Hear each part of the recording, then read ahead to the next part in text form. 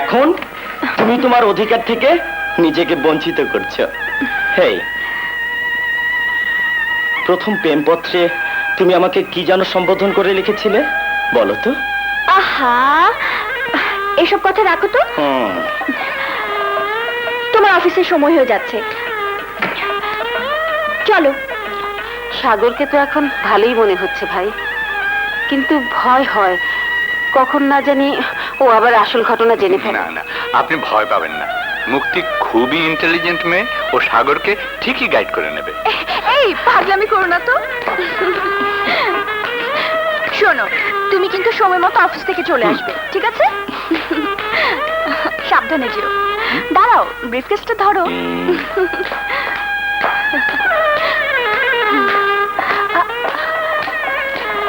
আসসালামু আলাইকুম আঙ্কেল। ওয়ালাইকুম আসসালাম, কেমন আছো বাবা? জি ভালো। বৌমা, তুমি সাগরের দিকে ঠিক মতো খেয়াল রাখছো তো? জি স্যার। স্যার? না, ইয়ে মানে আঙ্কেল। ও, আমি এখন আসি আঙ্কেল, অফিসে দেরি হয়ে যাচ্ছে। হ্যাঁ, এসো। বসো মা।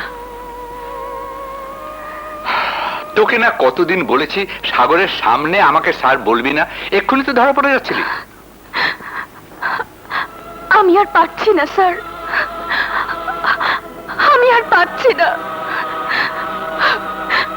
অভিনয় করতে করতে আমি আমি হাঁপিয়ে উঠেছি।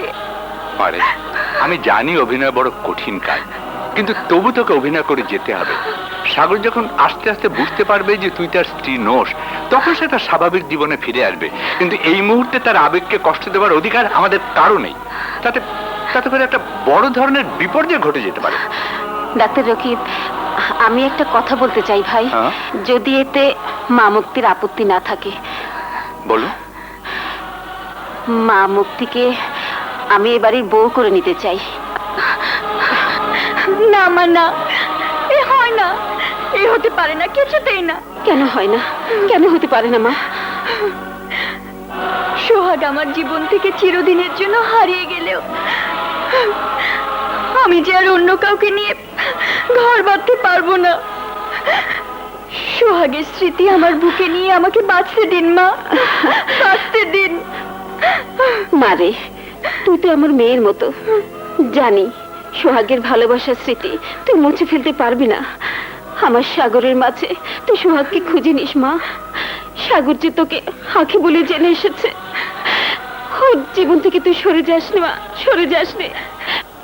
বুঝতে পারি স্যার। আসুন। আসসালামু আলাইকুম। ছোট সাহেব, আপনি সুস্থ হয়ে আমাদের মাঝে ফিরে এসেছেন, সেজন্য আপনাকে অনেক শুভেচ্ছা। ধন্যবাদ। প্লিজ। নিন স্যার। আর আপনি ভাবিকে ফিরে পেয়েছেন, সেজন্য আমরা আনন্দিত। দোয়া করি আপনারা সুখী হন। আপনারাও সবাই ভালো থাকুন, সুস্থ থাকুন। এবার আপনারা আসুন, আমি স্যারের সাথে কাজের ব্যাপারে একটু আলাপ করব। বসুন। Please sir.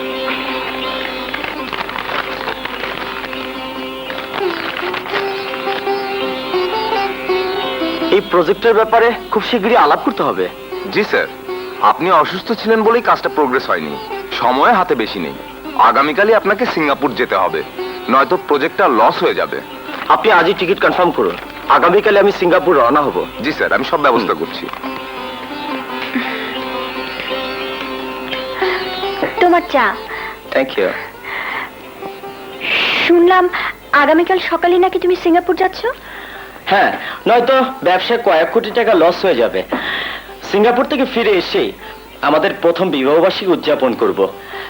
আর শোনো, অনুষ্ঠানের কার্ড ছাপাতে দিয়েছে, মাকে নিয়ে কার্ডগুলো সবাইকে বিতরণ করবে।